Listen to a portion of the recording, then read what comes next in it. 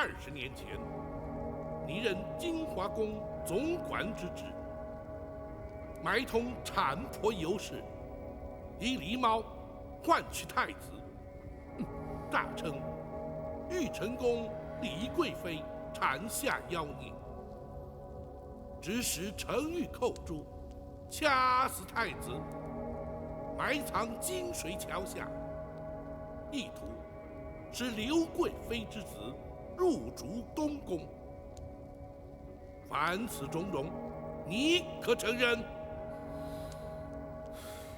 包大人，咱家根本不知道你说的是什么，我凭什么承认呢？住口！那寇诛良心未泯，不肯与你沆瀣一气，同流合污，暗中将太子送出宫去，你却对他施以酷刑，追问太子下落。寇诛凹刑不过，处处身亡，难道你也不知情？哼，包大人啊，所谓人死无凭证，就算你包大人指证的都属实，但是你可有人证啊？哼，本府如今夜审于你，便是让你无法交代。本府虽无人证，却有鬼证。寇诛何在？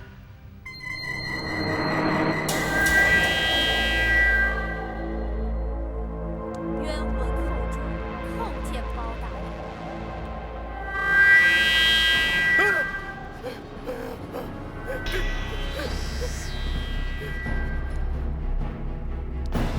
郭槐，你可认得他？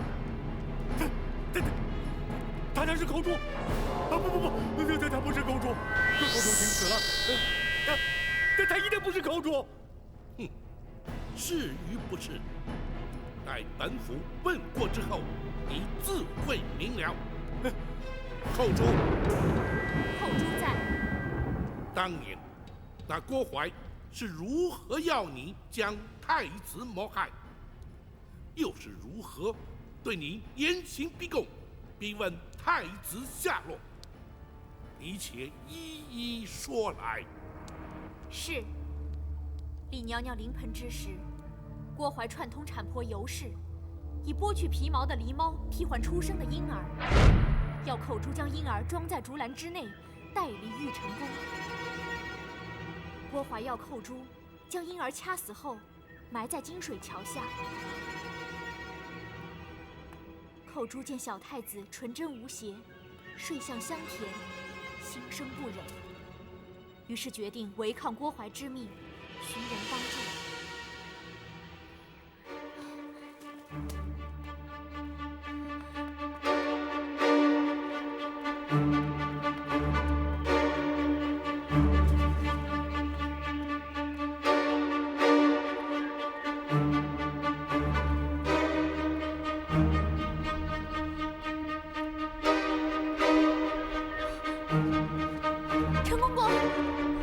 公公救命！寇诛，当时你可是将小太子交与陈琳带出宫去？是。寇诛向郭槐谎称，已听命将婴儿埋葬。郭槐没有怀疑，并未追究。郭槐，你可有话说？是，他一定是听陈琳说的，他才真的不是寇诛啊！陈琳向他来作伪证的呀！你且继续听下去。寇诛，既然那郭槐并未追究，却又为何在对你施以酷刑，追问小婴儿的下落？回包大人，李娘娘被打入冷宫之后，寇诛明知她是遭郭槐陷害，却不敢明说，更不敢透露小太子的情形。你为何不说？寇诛唯恐说出实情，小太子假死，会被郭槐发现。你说下去。寇珠只能偷入冷宫，对李娘娘言语安慰，谁知竟被郭槐得知。寇珠虽搪塞其词，郭槐却对小太子之事起了疑心。然后呢？郭槐逼问尸骸埋藏之处，寇珠只得胡乱指点。郭槐竟派人将金水桥下遍地挖掘，遍寻不着之后，便对寇珠严刑逼问。寇珠谎称慌乱之中记忆不清，郭槐不予置信，继续用刑。寇珠唯恐受刑不过，说出太子下落，只得撞柱身亡，以死明志，让他们误认寇珠所言是实。这些个事情，你怎么会知道啊？你抽在我身上的鞭痕犹在，我撞柱身亡的血迹未干。你虽然派人刷洗金华宫的殿柱，却洗不尽你心中的梦魇。如今，寇珠要借包大人夜审阴司之便，向你索命，以解我20多年的心头之恨。郭槐，还我命来！还我命来！郭槐，包大人呐！寇珠，阴阳没入，人鬼殊途，你不可接近生人。包大人，寇珠要将郭槐带到阴间，交由阎王处置。不，那郭槐既在人世，就该由阳间的律法制裁。郭槐，包大人，你可先不要他过来呀！啊！制裁寇珠所言，你可认罪？认，我承认啊，可那些事情都是刘娘娘的主意啊。是否如此？本府自会追查。既然你已认罪，公孙先生，学生在，让他画押。是。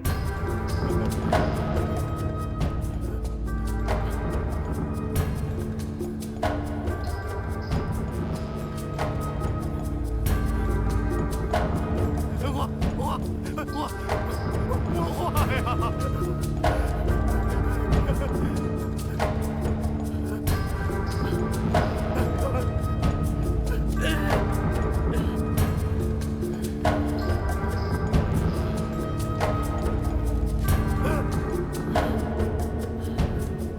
来人呐！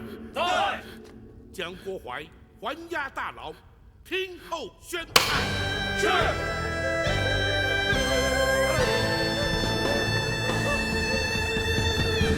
包大人果然高明，郭槐如此狡诈，还是难逃法网，签下了供状。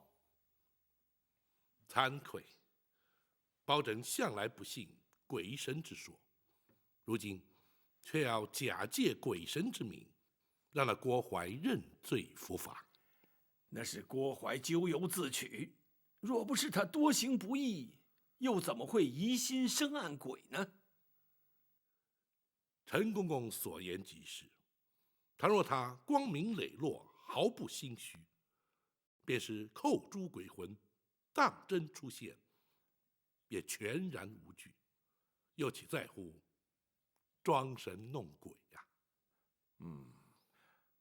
那名假扮寇珠的女子，她来自何处？又怎会让郭槐如此深信不疑呢？那全仗着公孙先生巧妙安排。回王爷，学生是由京城幽人戏子中挑选一名颜貌体态与寇珠较为相似之女子，再根据当年仵作验尸单所描述的，为她稍作易容装扮，并以假血涂面。那又怎么能让那郭槐认不出来呢？学生事先安排，命牢头送酒菜给郭槐。大人夜审之时，郭槐已有5分酒意。同时，学生并令牢头宣称，大人有日审阳、夜断阴之能，再加上公堂之上昏暗不明，那郭淮心中忐忑之际，自是无法辨认。话虽如此，一旦言语交锋，旧事重提，那女子又如何应付？王爷，那就非奴婢不可了。哦，你也参与其中？奴婢将当年寇珠所言一一转述给那女子，并提示寇珠的言谈举止，让那女子学习。郭淮又岂能分辨呢？若不如此，郭淮不会轻易落入圈套。他万万没有想到，寇珠在受刑自尽之前，会与陈公公通过信息。如今有了郭淮的供证，咱们就立刻进宫面圣吧。王爷不急着进宫，倘若包拯所料不差，皇上应该很快就会主动宣召。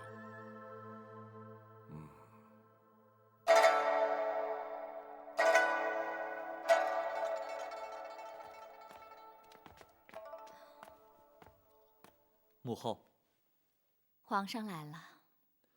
母后夜半不眠，命人招儿臣来，是为了……其实也没什么，哀家睡不着，想看看你。那安神露不是可以助眠吗？母后何不服用？八王爷不是说喝多了对身体不好吗？母后，您可是心中有事啊？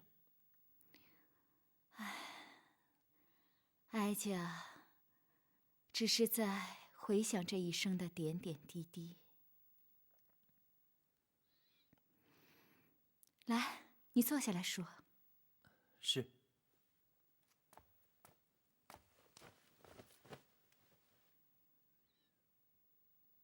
哀家14岁，以才女之名被选进宫来，和后宫所有被选来的女子一样，过着宫墙内与世隔绝的日子。直到被先皇宠幸，升为贵妃，才见到了天日。后宫佳丽3000，其实却耽误了多少女子的青春啊！不仅如此，在后宫争宠是时有所闻的事，彼此勾心斗角，貌合神离。只有一个人和哀家情同姐妹，相互扶持，可是他却被打入了冷宫。母后说的，可是那位葬身火窟的李贵妃？你知道她？她就是幼年时儿臣误闯冷宫遇见的那位。母后还记得她给儿臣的玉佩吗？记得。母后，她究竟是为什么被先皇打入冷宫的呢？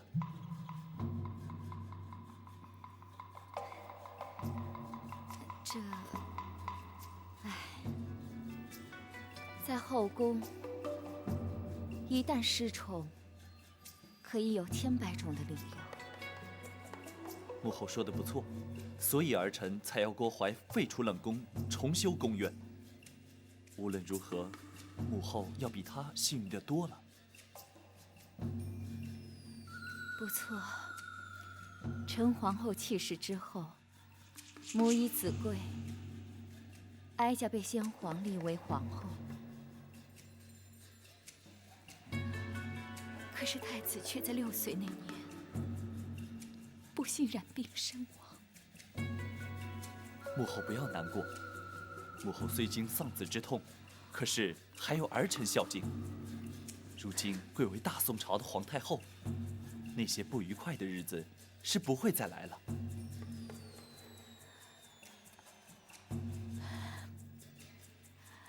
可是哀家毕竟不是皇上的生身之母，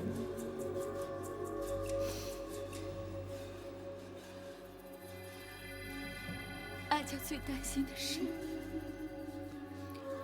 倘若有一天，哀家与嫡娘娘之间有了无法化解的冲突，皇上会如何？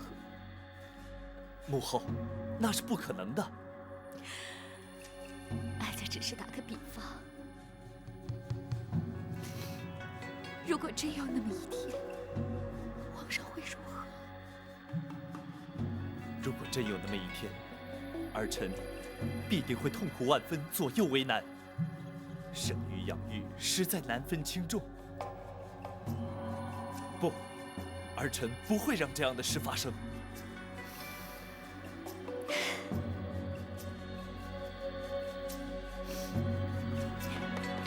有皇上这句话，哀家心里也就舒坦多了。至少不会一个人在这儿胡思乱想。郭槐为什么不在宫中伺候母后？不提也罢。怎么？他还在开封府接受包大人的审讯呢。包拯怎么会留他到半夜？可曾派人去询问？没有用的，连哀家下旨要开封府放人，都被打了回来。什么？包拯竟敢抗旨？倒不是包大人抗旨，而是八王爷。父王？父王去开封府干嘛？八王爷不但在开封府，而且以先皇御赐金节挡回了哀家的旨意。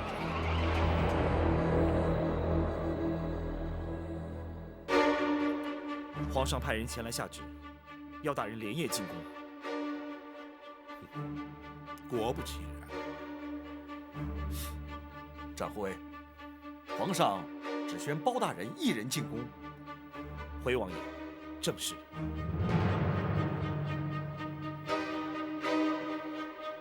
当回太后懿旨，留下郭槐的是本王。皇上为何不宣本王和包大人一同进宫呢？想必是皇上不便与王爷父子相争，召包拯进宫，皇上才好问明实情。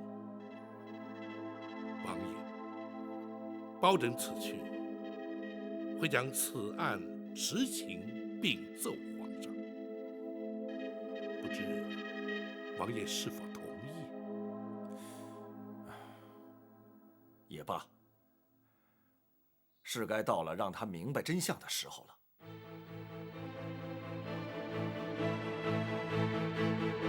好吧，本王立刻回府，若有需要，本王立刻进宫。多谢王爷。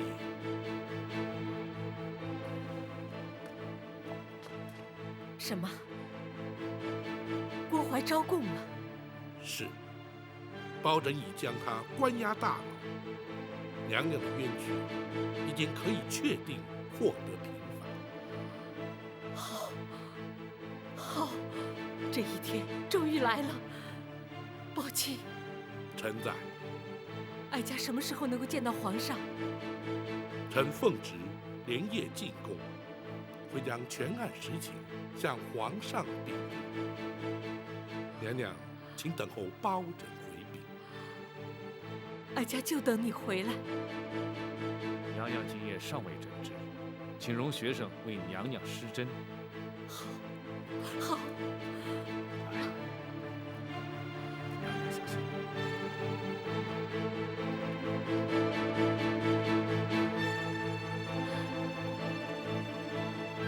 哀家真希望眼睛能够立刻复明，亲眼看见皇上。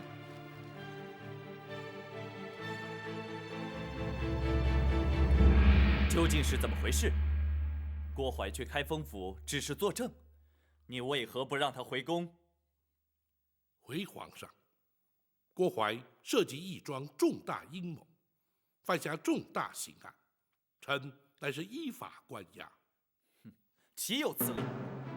无论他犯下何等重罪，太后遗旨既已下达开封府，你怎敢抗旨不遵，拒不放人？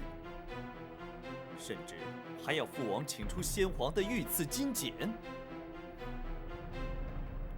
皇上可知，八王爷从不干涉朝政，亦不曾插手任何案件。先皇御赐金简，更从未请出动用。朕当然知道，能让八王爷请出御赐金简，绝非一般刑案。更何况，此案还与八王爷自身有关。什么？与父王有关？郭槐所涉之案，关乎后宫争斗、皇室秘辛，故而八王爷必须出面，保证不敢放人。竟有此事！郭槐供状在此，请皇上御览。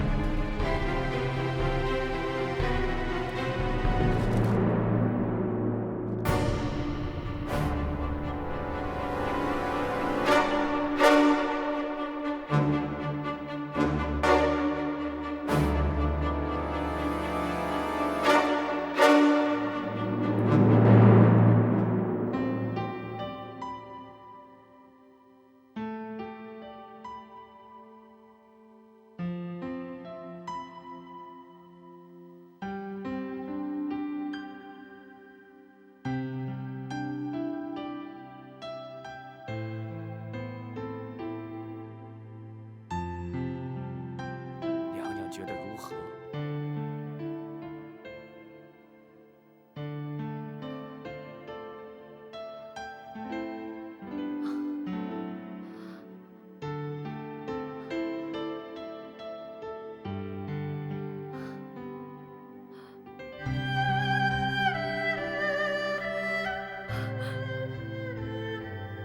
我看见了，我看见了。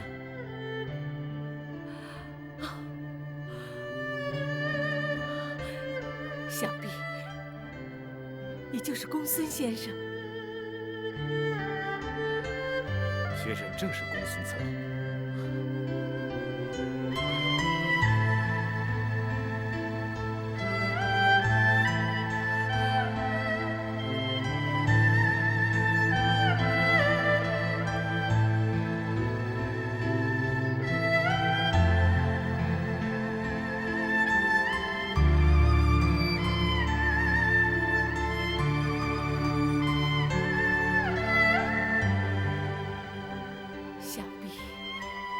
就是长护卫。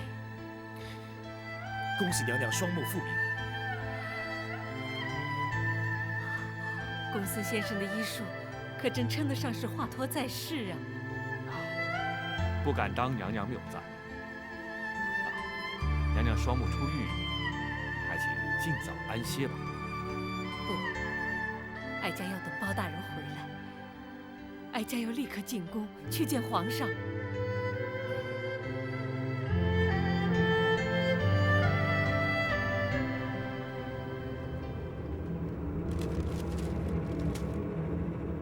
保证，这供状之上所言可是真的？回皇上，千真万确。那郭槐所作所为，正与太后有关。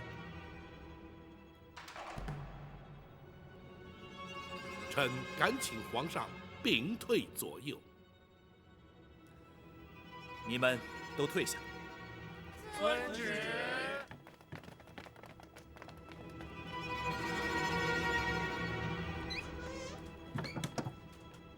你说，回皇上，当年狸猫换太子一案，太后便是主谋。放肆！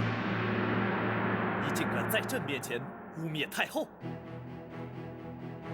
臣据实禀奏，绝无半句虚假。当年，太后与李贵妃同怀龙种，先皇许诺，生下太子便册立为皇后，位处大位，太后方才出此下策。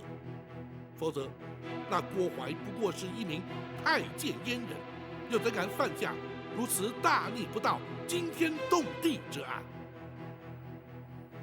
那金华宫程昱寇诛，因此状铸自尽了。正是。郭槐当堂画押，谈成罪状，此案已成定案。然而，在这供状之中，并未提及寇诛他舍命救出的婴儿，下落何方啊？回皇上，寇诛将婴儿交给了陈琳陈公公，藏在宫盒之内，夹带出了后宫。然后呢？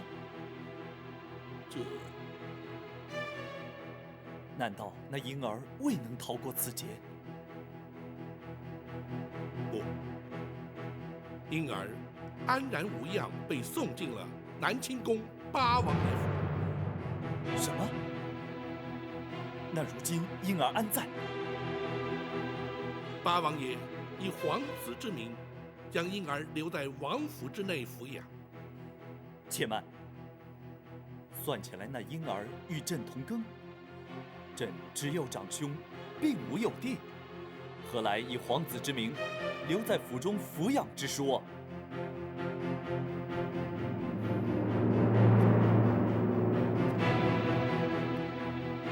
臣斗胆。那浴血重生的婴儿，正是皇上。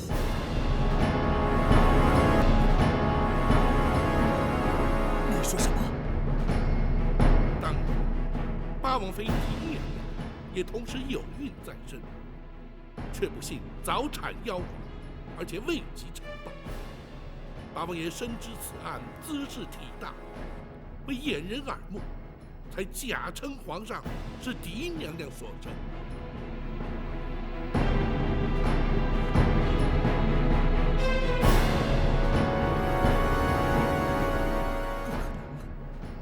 朕分明是父王亲自选入宫中，立为太子。包拯，此事非同小可，你不可胡言乱语。臣绝不敢胡言。八王爷如今正在王府之中静候，皇上可宣召王爷进宫，当面询问。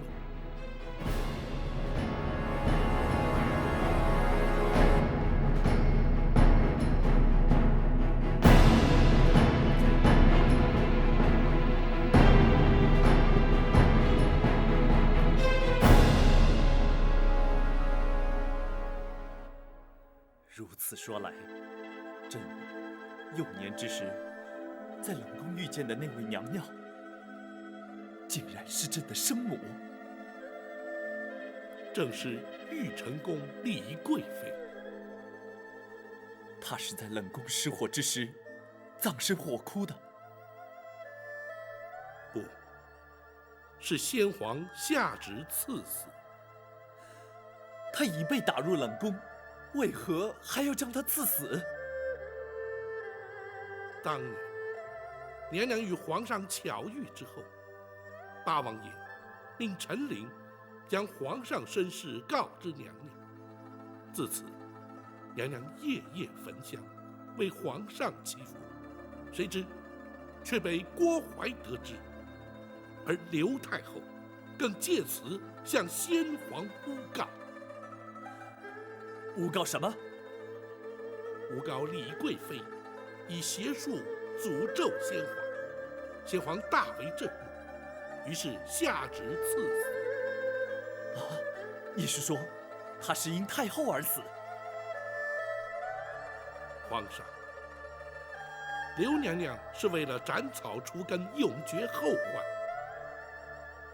然而，吉人自有天相，李娘娘必死，而却未死。此话怎讲？陈琳奉旨赐死，不忍执行。太监于中舍命权中，自请替死，人工总管秦凤，自焚灭迹，瞒过郭淮，娘娘方得死里逃生，远离京城。他如今人在何处？皇上可还记得包拯那位失散多年的远房表亲？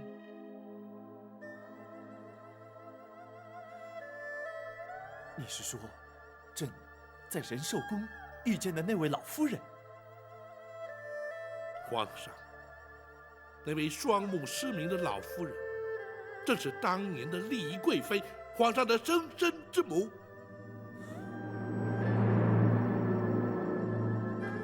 那失明双目，就是因为思念皇上，终日以泪洗面，而活活哭下。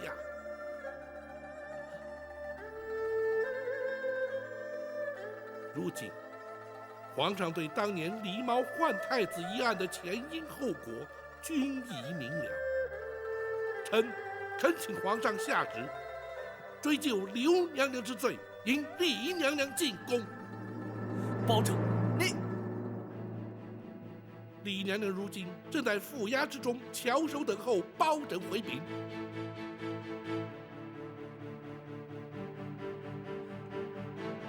你让朕再想一想。皇上可是不信包拯之言？朕不是不信，只是太后对朕有20年的养育之情。皇上此言差矣。刘娘娘虽对皇上有多年养育之情，李娘娘却对皇上有10夜怀胎之恩。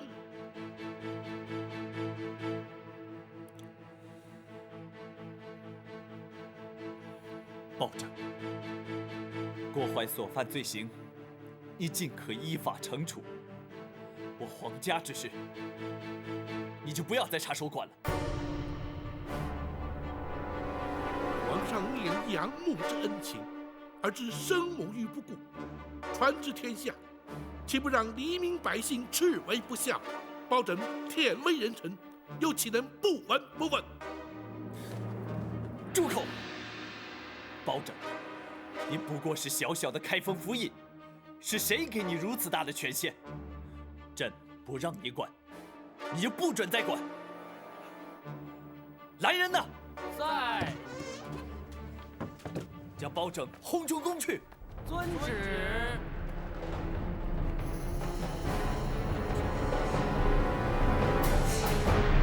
皇上将你赶出宫来，包拯惭愧，未能劝谏皇上，立即迎李娘娘进宫。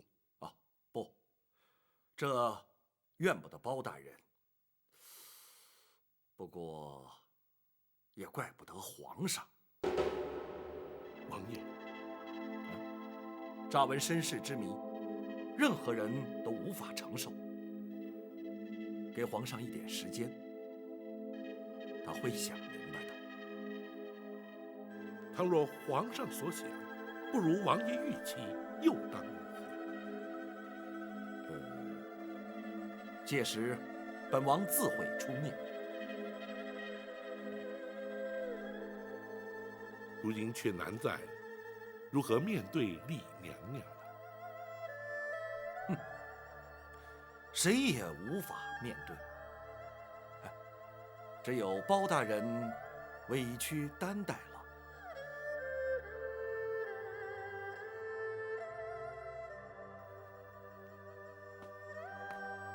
大人已将全案禀奏皇上了。郭淮可由本府依法处断。啊，那太后和李娘娘呢？詹护卫在。如今郭淮已被关押，娘娘的安全也已无虞，就让白玉堂先回献空岛。他毕竟是个江湖人，不让他知道此案的内情比较好些。大人要他戴罪立功，为何不带他进宫面圣？暂且不要，待此案所引起的余波平静之后再议。是。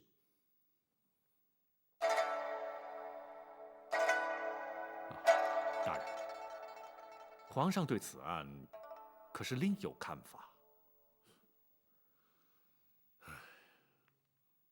公孙先生果然心思缜密，本府就知，绝对瞒你不过。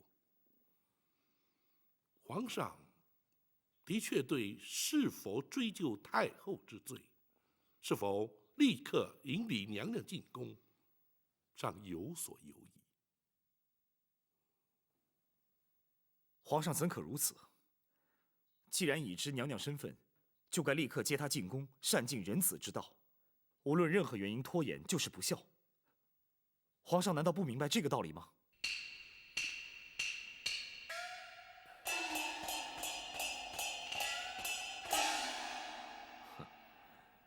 或许对皇上而言，生育养育同等重要，而难以取舍。既是皇家恩怨，外人也就难以智慧。公孙先生，请恕展昭不能苟同。仁子孝亲，天经地义。无论是皇上，或是平民百姓，岂能有所不同？倘若身为皇上便能不遵孝道，又将如何教化万民？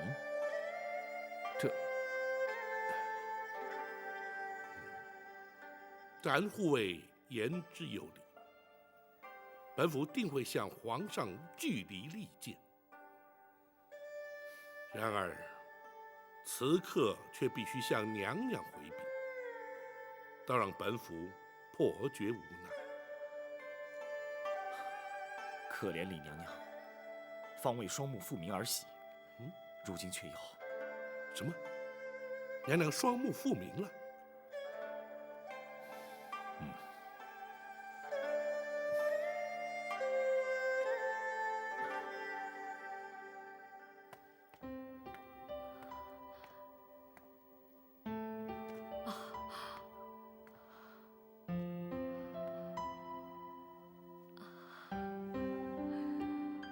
宝琴的形象面貌，与哀家心中想象的很是接近。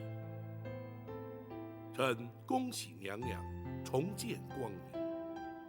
哀家的喜事不只是这一桩，能够重见光明固然可喜，能够亲眼看到朝思暮想的皇儿，那才是真正天大的喜事。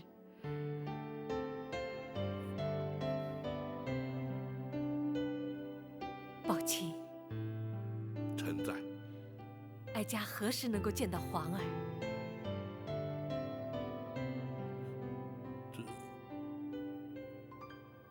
夜色已深，皇上出宫恐怕多有不便。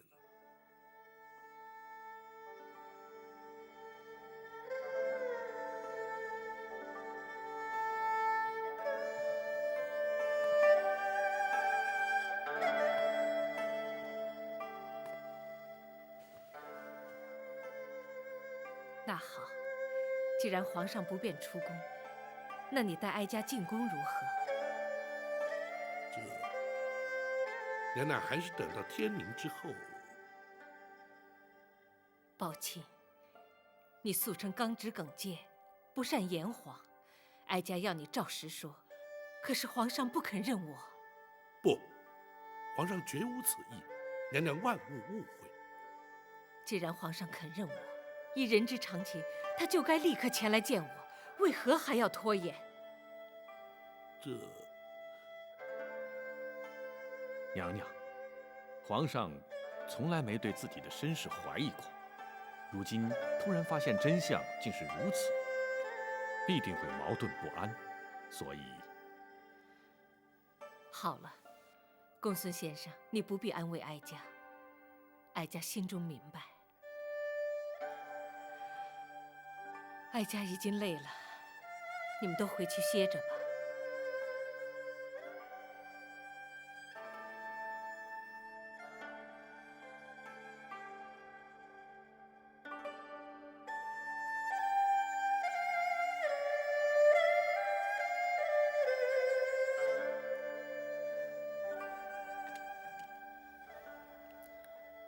后真的要当皇帝吗？可不可以不要做皇帝啊？不可以。不过你可以选择做个好皇帝呀。怎么才能做个好皇帝呢？要仁慈，要孝顺。仁孝这2个字如果做到了，就会是个好皇帝。我是个好皇帝吗？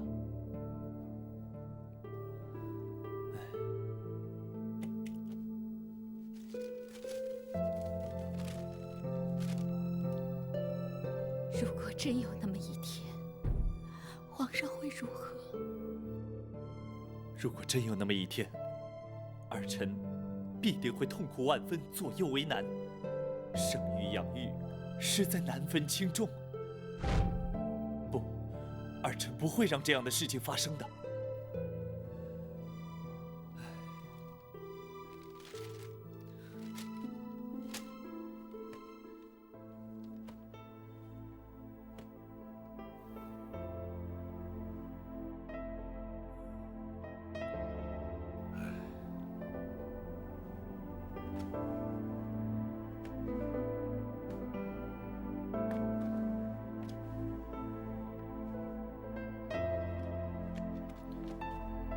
大人，白玉堂回去了。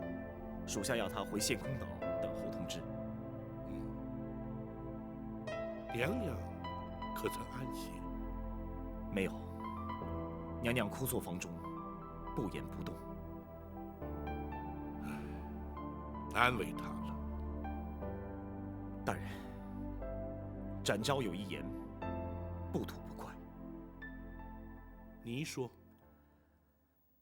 娘娘历经千辛万苦，忍受无比煎熬，如今总算可以平反，皇上却多有顾忌。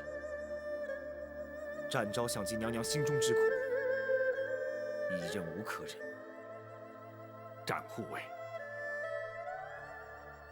公孙先生，本府要听展护卫说下去。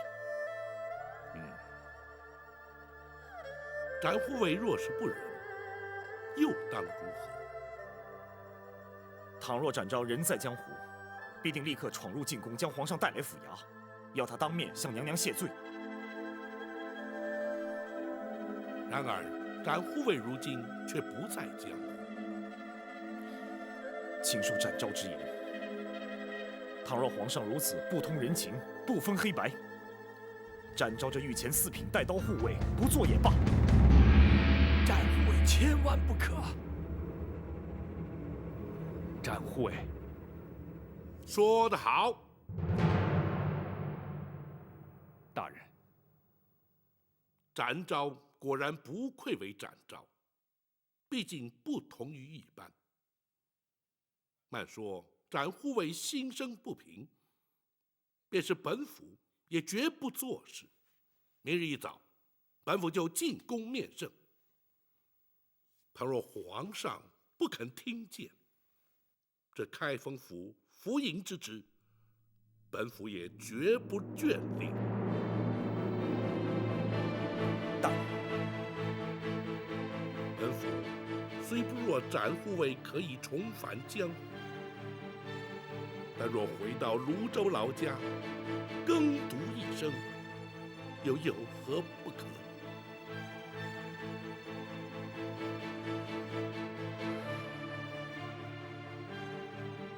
大人，兹事体大，还请大人三思。公孙先生，我辈读书之人，入世所谓何来？若不能分清黑白，据理力争，又如何整生民于水火，解百姓于道玄？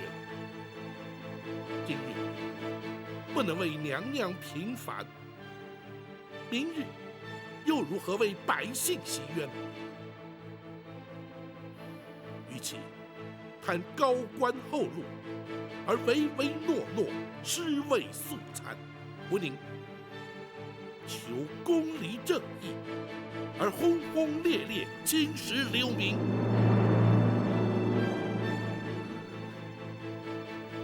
大人的教诲，学生终生不忘。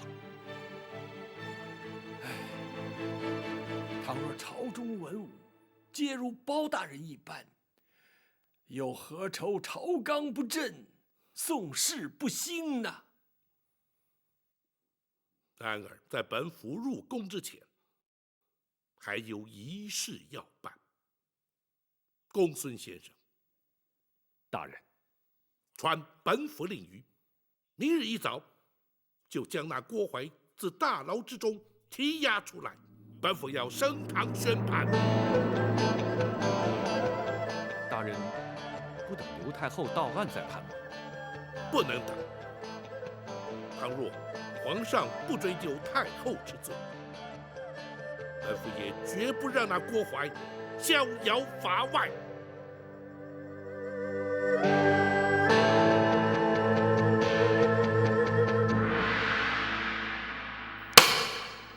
堂下听判。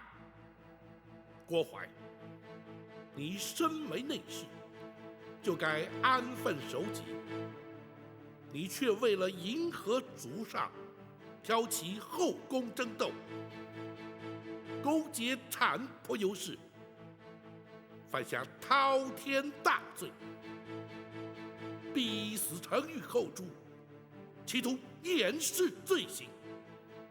本府以大宋律例，判你扎刀之刑。来人呐！来！糊涂的伺候。保着！洒家是后宫总管，你不去杀我！本府奉旨将你依法惩处，怎会无权？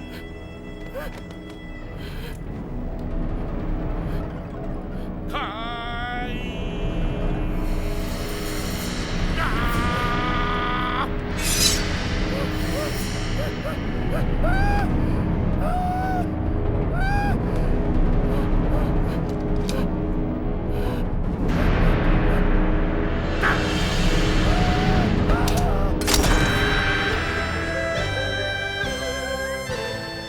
你扎了郭槐。回皇上，郭槐罪不可赦，臣是依法而行。你是生怕朕不再追究太后之罪，会连郭槐也或免刑，才速审速决，将他正法。皇上明鉴。朕说过，只要你不管太后之事，郭槐任你处置。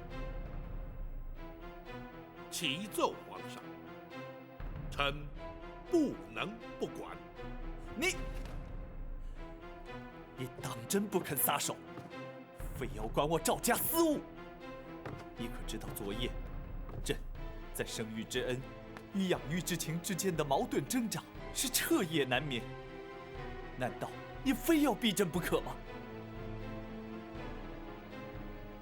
皇上，李毛换太子一案，绝不仅是赵家私务，而涉及皇室道统、大宋国族。废刘太后而迎李娘娘，也绝不仅是皇上私情，而关乎人心教化、社会伦常。皇上自诩以仁孝治国，若是己身不正，又将何以正人？包拯纵有天胆，也不敢逼迫皇上。然而，如今刘太后已是罪证确凿，皇上若是不下旨将她治罪，恐将难渡天下悠悠之考。包拯，难道你就不怕朕革了你的官职？皇上莫说要臣的顶上无上，便是要臣的项上人头，臣也绝不能让皇上背负着不孝的千古骂名。包拯，你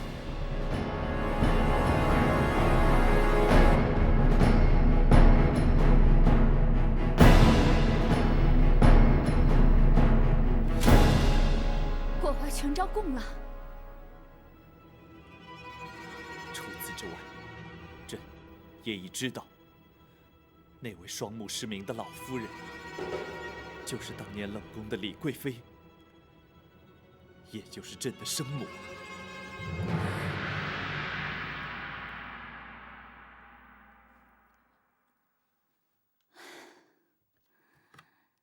30年的梦魇，毕竟还是应验了。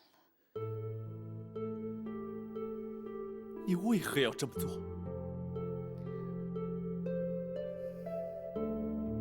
他先生了太子，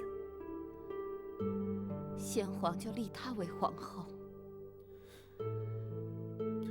或许是为了争夺皇后之位，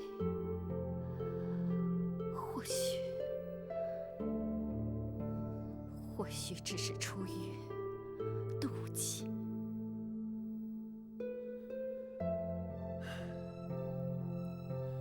她是你在宫中唯一情同姐妹、互相扶持之人，你为何要妒忌于她？勾心斗角、争权夺利，在后宫不足为奇。眼里看的是这些，学的也是这些。你是皇帝，永远也无法明白权势有多重要。朕的确不明白，可是朕却明白做人之理。若不能诚心诚意与人交往，若终日必须尔虞我诈，纵有权势，又有何用呢？就因你当初一念之贪，夺去了多少条性命？20年来，朕一直把你视为身生之母，如今你却让朕陷入天人交战的两难之境。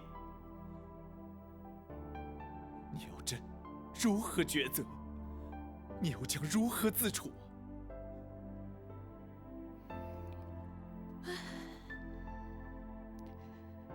早知今日，何必当初呢？皇上既然到此将一切说明，想必已有所决定了吧？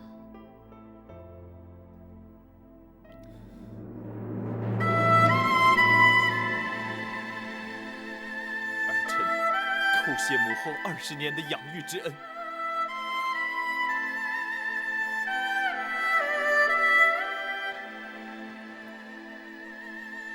朕会亲往开封府，迎接朕的生身之母入宫。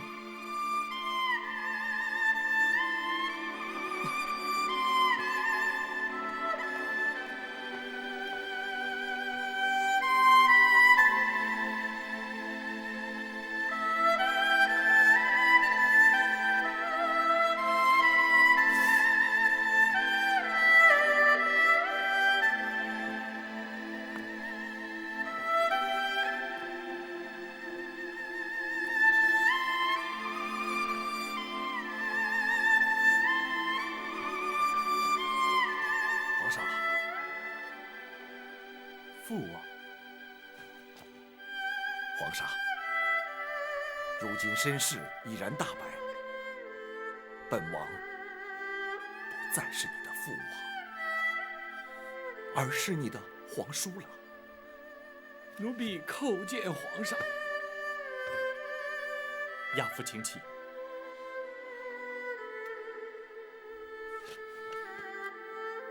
奴婢唯恐皇上不满包大人言辞顶撞而降罪，故而自作主张将王爷请来，还请皇上恕罪。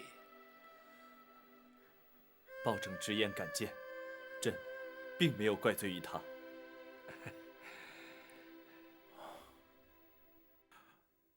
皇上如今作何打算啊？朕一命包拯将太后官服带回府衙，朕稍后便去接驾。皇上圣明啊！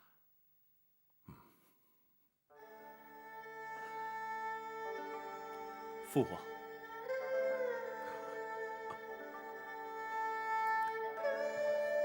皇叔，你可知道，朕此刻的心情是五味杂陈，百感交集。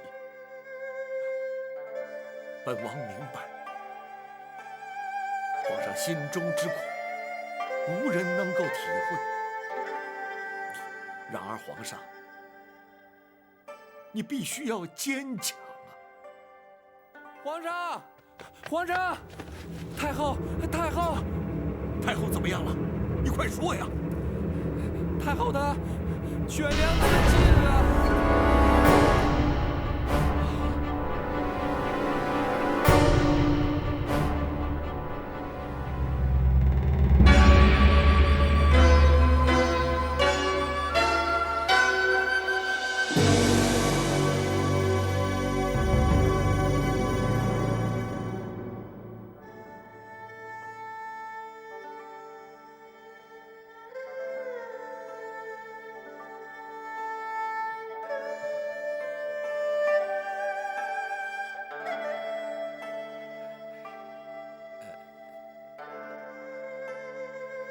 娘娘，圣驾已在厅中等候，还请娘娘尽快更衣呀。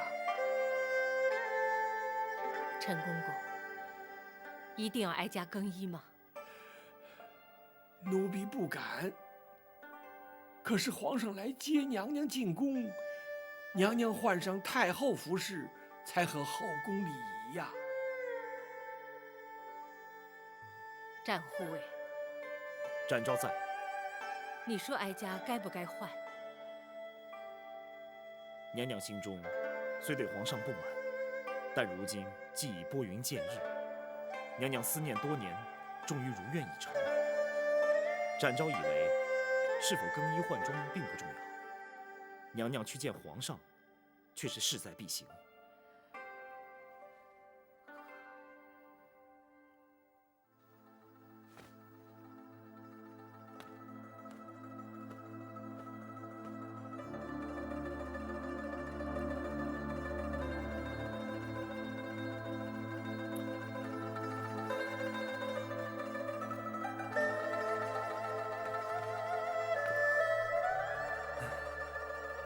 朕言至此时才来，太后必定心生不悦，还望皇叔抱歉，替朕多美言几句。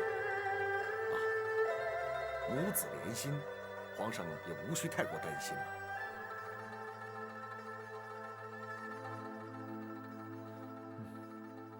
抱歉。皇上，秦恕包拯，不敢过问皇家事务。你，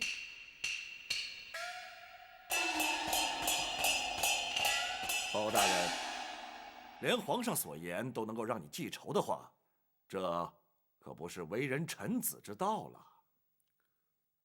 包拯不敢，只是臣敢请皇上预做准备。娘娘不悦之心，恐非三言两语便能释怀。迟来迎接母后，乃是朕咎由自取。太后若是降罪责罚，朕也无话可说。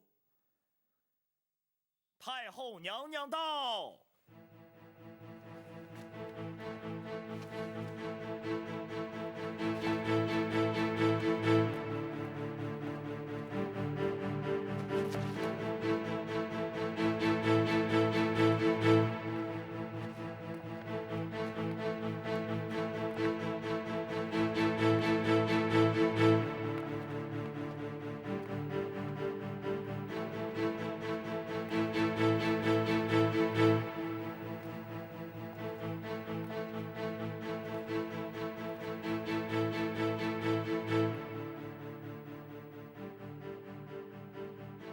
陈琳，先扶娘娘坐下，有什么话慢慢说。是。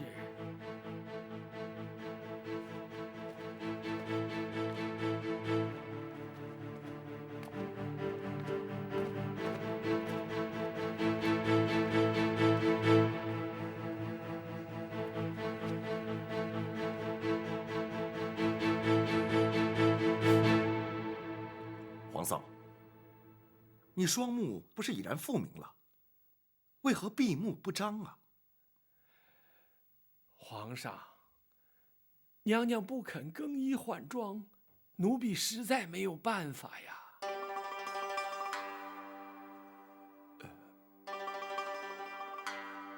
皇嫂，你有何不满，尽管直说，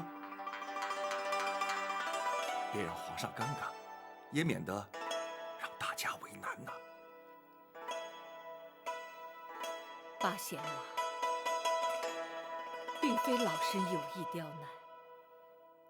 既然皇上不肯认我又何必看他？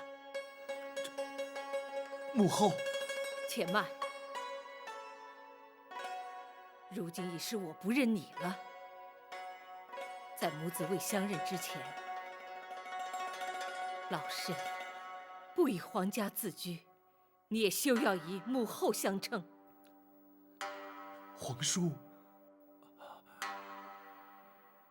皇嫂，皇上若是不肯认你，又怎会亲临开封府来接驾呢？您就看在本王的薄面上，原谅于他。毕竟他是一国之君，当今的皇上。八贤王，恕老身直言，皇上又如何？皇上难道不是父母所生？我为他饱尝10月怀胎之苦，为他受尽牵肠挂肚之痛，为他遭人陷害，打入冷宫，为他先皇下旨，白绫赐死，为他流落街头，忍辱偷生，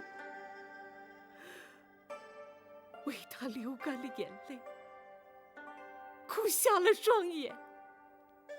而他明知道我是他的亲生母亲，明知道我在府衙殷切期盼，他却不飞奔而来母子团圆，反而在那犹豫不决，左右为难。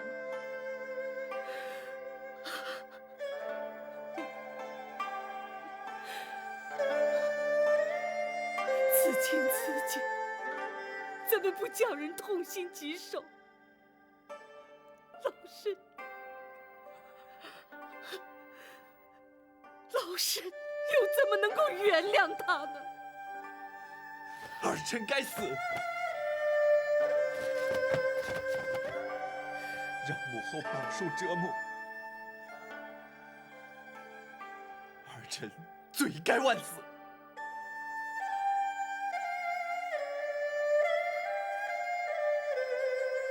儿臣即便不能得到母后的宽恕，也请母后睁开眼睛，看看儿臣，看看儿臣和20年前在冷宫相遇时有何不同，看看儿臣与先皇有几分神似。母后，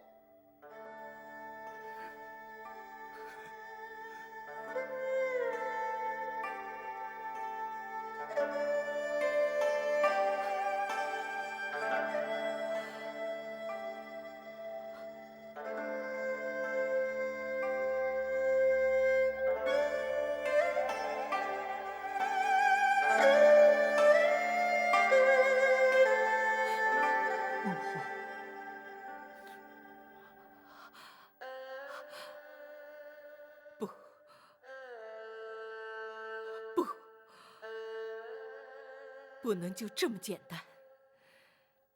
倘若就这么轻易地饶恕你，普天之下为人父母者，又怎么敢生儿育女？这人伦2字，岂非荡然无存？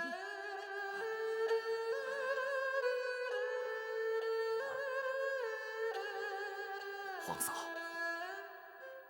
你又如何才肯认他？要如何责罚他？你才肯原谅他？儿臣愿意接受母后任何惩罚。在母子相认之前，老身只是一介平民。包大人，包拯在，倘若民间百姓犯了不孝之罪，该是如何惩罚？娘娘，无论如何惩罚，若要想老身认他，除非包大人先依法办他个不孝之罪。宝琴不得推脱，朕命你立即升堂，将这一不孝之罪究办，不得有误。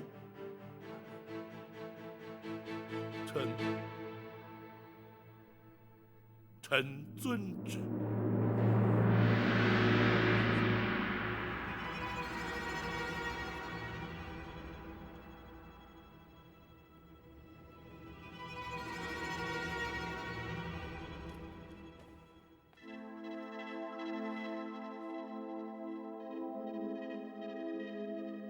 这的确是本府自入世以来，从来没有遇见过的难题，也是自古以来从未出现过的情景。大人真的无法推辞吗？无法推辞。如今这控子不孝之案，本府已是奉旨升堂，不能不办。太后是原告，皇上是被告。大人这主审官，的确是前无古人，后无来者。展护卫似乎不以为怪，想必有所看法。属下不如大人有多年办案经验，也不如公孙先生熟知律法行文。然而却知太后娘娘心中所想。哦，本府愿闻其详。娘娘与天下为人母者并无不同，口中要办皇上不孝之罪，心中却必定舍不得。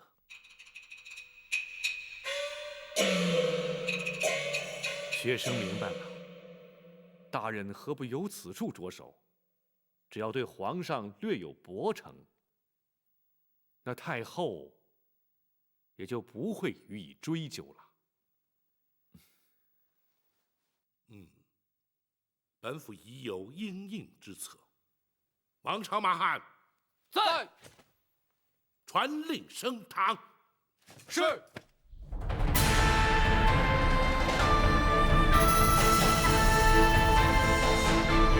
开封府无营包拯，叩见皇上。挺身。谢皇上。叩见娘娘、王爷。包大人请起。谢娘娘。来人呐！在。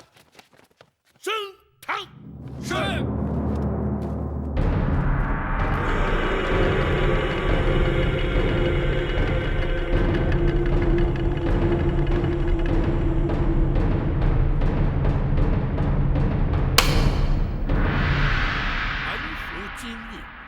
奉皇上圣谕，审皇上不孝之罪。虽然由古至今，自有行制以来，从未听闻以臣审君之说。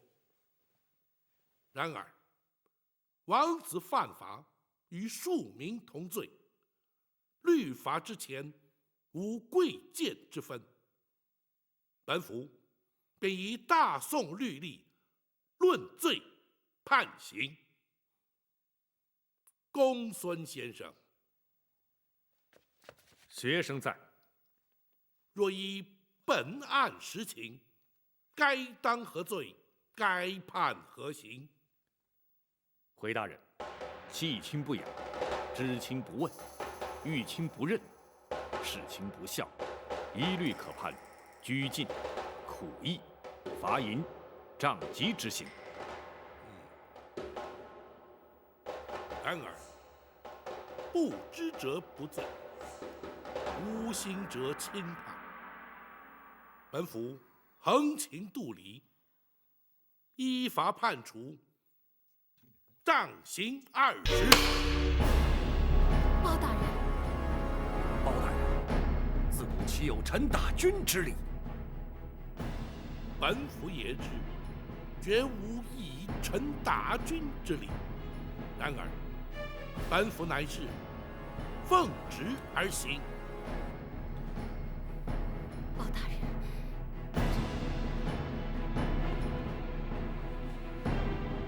皇上，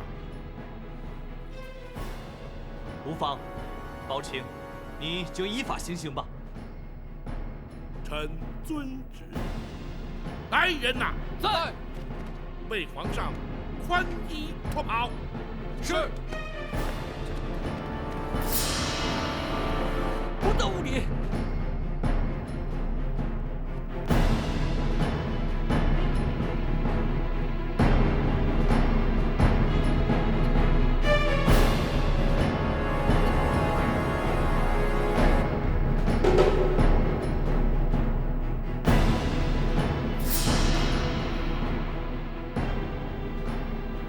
斩护卫，属下在。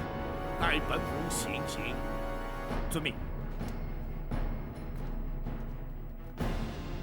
自古以来，臣不打君，本府奉旨，不得不打。王朝马汉邓荣赵虎在。将龙袍押上堂来。是。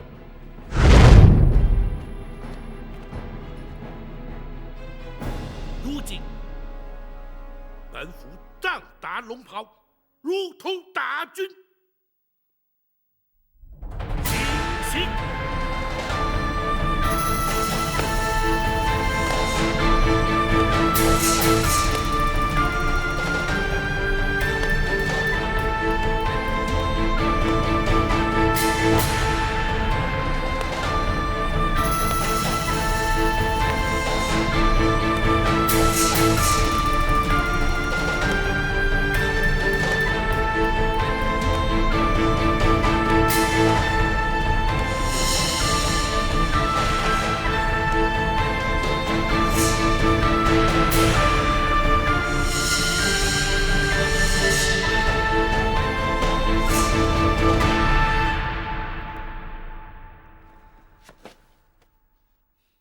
若非包卿机智，恐怕朕要出尝这杖刑的滋味了。